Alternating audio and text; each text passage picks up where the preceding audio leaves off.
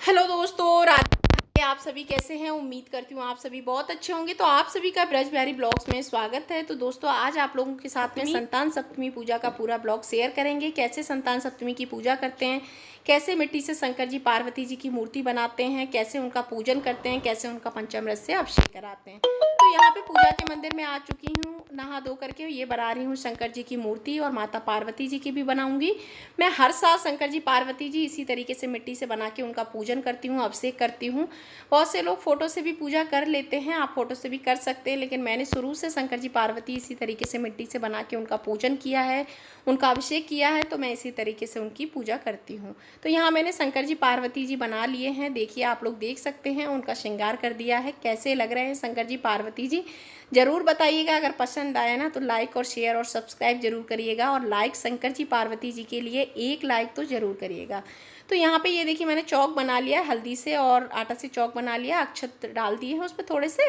और यहाँ पे ये देखिए, पूजा की थाली तैयार कर ली है। तो उसमें सुहाग का सामान रख लिया है, सूखा चंदन, गीला चंदन, और यहाँ पे रोली रख ली है और फल रख लिए हैं, और संतान सप्तमी व्रत की कथा की किताब रख ली है पढ़ने के लिए, चुनरी रख ली है, और यहाँ पे माचिस, कलावा, घंटी, ये फूल, ये अक्षत, ये पूरी थाली तैयार कर ली है पूजा की।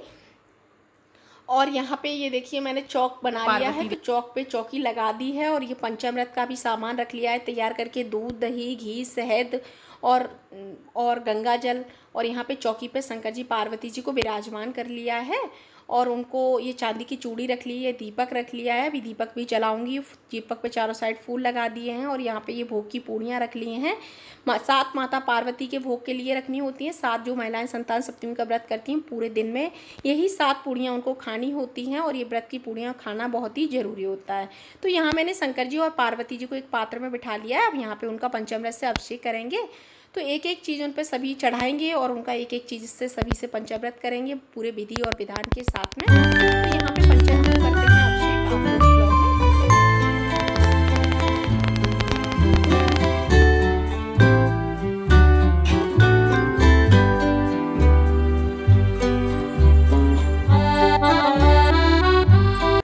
तो यहाँ पे अभिषेक हो गया है, और यहाँ अच्छे से सादा जल से उनको स्नान करा दिया है। और इसके बाद में शंकर जी और पार्वती जी का अच्छे से चंदन लगाएंगे, उनको चंदन का टीका लगाएंगे उनको, और माता पार्वती जी को रोली का लगाएंगे, क्योंकि शंकर भगवान जी को रोली का टीका नहीं लगाते, उनको रोली नहीं चढ़ाई जाती। यहाँ माता पार्वती जी को टीका लगा दिया है, और उनके मांग में ये सिंदूर लगा करके अपनी मांग में लगा लिया है। बहुत ही शुभ होता है। सुहागन स्त्रियों को माता पार्वती जी से सुहाग जरूर लेना चाहिए, तो उनका सुहाग अमर रहता है हमेशा। यहाँ माता पार्वती जी से आप सभी लोगों के लिए भी प्रार्थना की है कि सबका सुहाग अमर रहे, सबकी संतान सुखी रहे। जिन माओं को संतान नहीं है, उनको संतान की प्राप्ति अवश्य कराएं। तो यहाँ पे पात्र में से हटा करके शंकर पार्वती जी को चौकी पे विराजमान कर लिया है, और यहाँ पे उनको लाल कपड़ा उड़ा दिया है। शंकर भगवान जी को सफ़ेद वस्त्र उड़ा देंगे। अगर आप चाहें तो कलावा भी उनको समर्पित कर सकते हैं। यहाँ हमारे पास था सफ़ेद कलर का वस्त्र, तो हमने उनको सफ़ेद कलर का वस्त्र उड़ा दिया, और यहाँ पे उनका पगड़ी लगा करके पूरा उनका श्रृंगार कर देंगे, जैसे उनका पहले श्रृंगार किया था पूरा। तो अच्छे से उनका श्रृंगार कर देते हैं। उनका ये त्रिशूल है शंकर भगवान जी का, तो उनका त्रिशूल भी उनके बगल में ही रख देते हैं। तो यहाँ पे उनका त्रिशूल रख दिया है शंकर भगवान जी का, थोड़े से ये हैं, और यहाँ पे थोड़े से फल उनको समर्पित कर देंगे। तो ये भोग के जो फल थे वो समर्पित कर दिए, दीपक जला लिया, दीपक का पूजन कर दिया है, अक्षत चढ़ा दिए, फूल चढ़ा दिया, रोली चढ़ा दिया। और यहाँ पे ये देखिए, चूड़ी मेरी चांदी की रखी हुई है संतान सप्तमी की, तो इसका भी पूजन कर लेंगे। पूजन करने के बाद में माता पार्वती को, शंकर जी को लगाने के बाद इसे सीधे हाथ में पहन लेते हैं। तो संतान सप्तमी की ये चूड़ी बहुत ही ज़रूरी होती है। जब संतान हो जाती है उसके बाद जो संतान सप्तमी का व्रत रखती हैं, उनको ये चूड़ी बनवानी होती है। चूड़ी 1.25 तोले की होती है, तो ये चूड़ी बनवा के उसका पूजन करके उन्हें अपने हाथ में पहननी होती है।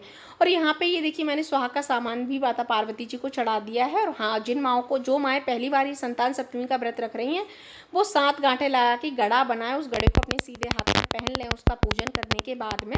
और पूरी शाल पहने रहे। अगर गड़ा बीच में टूट जाता है तो उसका विसर्जन कर सकते हैं। अगर नहीं है तो आप फिर दोबारा से जब संतान सप्तमी का व्रत करें तो उस गड़े को हटा दें और नया गड़ा बना करके फिर से पहन लें। अगर उनको संतान हो जाए इस बीच में तो वो 1.25 तोले की चूड़ी बनवाएं, उसका पूजन करें, उसके बाद में उसे सीधे हाथ में पहन लें। यहाँ पे मैं भोग की जो पूड़ियाँ थी वो भोग भी भोलेनाथ और माता पार्वती जी को समर्पित कर दिया है। और हाँ, जिन माओं को ये संतान नहीं है वो संतान सप्तमी का व्रत जरूर रखें, उनको संतान की प्राप्ति अवश्य होगी। ये मैं पूरे विश्वास के साथ कह सकती हूँ। मेरे भी 7 साल तक कोई संतान नहीं थी। मैंने संतान सप्तमी का व्रत पहली बार किया था, मेरी संतान नहीं थी। तो मैंने संतान सप्तमी का व्रत पहली बार किया था। आप यकीन नहीं मानेंगे, भोलेनाथ ने बहुत बड़ा चमत्कार किया था कि 1 साल के अंदर अंदर मुझे संतान की प्राप्ति हो चुकी थी। तो इसलिए मैं आप लोगों से यही कहूँगी कि पूरी श्रद्धा और विधि विधान के साथ संतान सप्तमी का व्रत करें, तो आपकी भी मन्नत जरूर पूरी होगी। जब तक ये ब्लॉग आएगा तब तक संतान सप्तमी का व्रत निकल चुका होगा, लेकिन कोई बात नहीं, जब अगली बार आए तो आप पूरी विधि विधान के साथ रखिएगा, आपकी मन्नत जरूर पूरी होगी। और यहाँ पे मैंने व्रत संतान सप्तमी व्रत की कथा का भी पूजन कर लिया था और यहाँ मैं पढ़ रही हूँ कथा। तो बहुत ही अच्छी कथा है। आप लोगों के साथ ब्लॉग में शेयर नहीं करूँगी क्योंकि ब्लॉग बहुत ही लंबा हो जाएगा।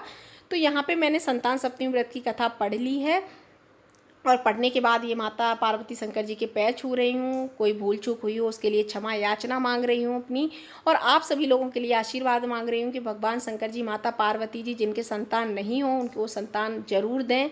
अब आए जब तक संतान सप्तमी का व्रत, तो उन माँओं को भी संतान जरूर आप दें। तो यहाँ पे मैंने सभी के लिए क्षमा याचना मांग ली है, सभी के लिए आशीर्वाद ले लिया है माता पार्वती जी शंकर जी से। और यहाँ पे ये जो चांदी की चूड़ी है वो उनको छुआ देते हैं। उसके बाद में मैं ये अपनी चांदी की चूड़ी पहन लूँगी। तो ये चूड़ी आप पूरी साल पहने रहें तो और भी अच्छा है, और अगर आप इसको कुछ दिन पहनने के बाद निकाल दें तो कोई बात नहीं, आप निकाल के भी इसको रख सकते हैं। तो यहाँ पे इस तरीके से मैंने संतान सप्तमी की पूजा की है और संतान सप्तमी की पूजा हो रही है यहाँ पे संपन्न। तो आप लोगों को ये संतान सप्तमी पूजा का ब्लॉग कैसा लगा, थोड़ा सा भी पसंद आया हो तो लाइक करें, शेयर करें, और चैनल पे नए हैं तो सब्सक्राइब करें और कमेंट्स जरूर किया करिए, बताया करिए ब्लॉग कैसा लगा। फिर मिलेंगे। राधे राधे।